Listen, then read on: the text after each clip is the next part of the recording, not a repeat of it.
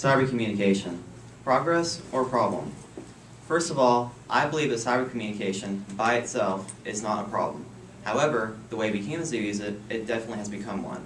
We've taken advantage of the opportunity to communicate with people in different ways and caused ourselves to act lazy, take unnecessary risks, and possibly change as people. The biggest form of cyber communication that I believe has had the worst effect on us is cell phones. Cell phones give us the power to communicate with people at the highest ease, and we have taken that and caused ourselves to fall back in school, distract us while driving, and just made us too dependent on that little device in our hands. I'll admit that I've been addicted to cell phones in the past, but I know now the dangers I can put myself into by using it too much, and I hope you listen to me as I present them to you. Now, school is one of the most important sockets of our lives, whether you're a kid trying to get through high school or an adult shooting for that college degree. Lately though, some people have been putting their social life above their grades. The worst part about this is that some people actually think their cell phones help them with school. In an article from the magazine The Futurist, they said that in a CEA survey, 84% of teens said that technology helps them with school, while in a 2007 report from the Irish State Examination Commission found that text messaging used among teens had a negative effect on their reading and writing skills. I'm glad that my parents keep a watch on how much I use my phone, because I know if they didn't, there's just no telling how much I'll be on that thing. Not that this doesn't agitate me a bit, which is actually another problem.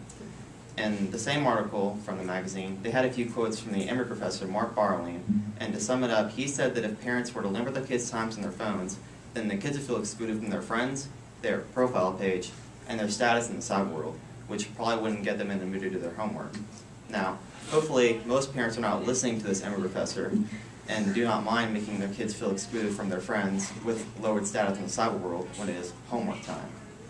Now, cell phones can definitely have a negative effect on your school life, but if you're not careful, they could also affect your overall health. We've gotten to a point where we feel the need to have our cell phones on us and in use wherever we go. Now, this wouldn't be a problem if it weren't for the fact that many of us get distracted very, very easily, and this distraction becomes life-threatening when we drive. According to Peter A. DeFazio, the chairman of the Subcommittee on Highways and Transit, in 2008, 6,000 people lost their lives, and about 515,000 people were injured in police-reported crashes in which at least one form of driver distraction was reported on the crash report. He also said that drivers under the age of 20 make up the biggest proportion of these distracted drivers, which is just awful. And I hope that when I start driving, my friends are not in these proportions. And I'm sure you hope the same with your friends and family too. Sometimes you just have to tell someone to shut that phone and look at the road. But unfortunately, some of us just don't know when to put the thing down. People have started to use their cell phones way more than ever necessary. According to an article from the magazine Good Housekeeping, the average teen sends or receives about 2,900 texts per month, according to the Nielsen Company. They also said that that's roughly 100 messages a day, which is 6 times the average it was in 2007. I mean, really, who needs to send 100 messages to someone daily?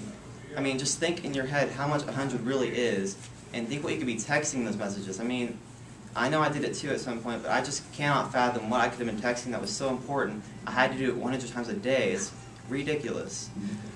And to those that like to talk more than text, there's something called cubital tunnel syndrome, or cell phone elbow, that could affect you too. In a different article from Good Housekeeping, they said that prolonged arm bending while holding your cell phone up to your ear can overstretch your arm's elbow's ulnar nerve and crimp the blood supply, causing numbness in the pinky and ring fingers. And if you keep it up, it can lead to permanent nerve damage and muscle weakness. So the next time you find yourself going, wait, why am I on my phone again? And you can't find an answer to why, just try putting it down instead of continuing to use it without a real purpose. Now, I've talked with you many of the dangers cell phones can have on you if you don't use them properly. They can cause you to get behind in school, possibly get in a wreck, and stop you from doing something you might have done if you just weren't too addicted to the thing. But if you're able to sway yourself away from these dangers, you can start to use your cell phone the way it was truly meant to be used, as a simple and convenient tool to help you stay in contact with those at far distances and those that are close to you in your heart. I can also bet that if you start to use your cell phone this way, it'll change the way you use other communication devices, like computers, in a more safe and healthy manner. Cyber communication is not a problem, and if we would just buckle down as people and start using our gadgets more intelligently, then no one would argue this problem ever again.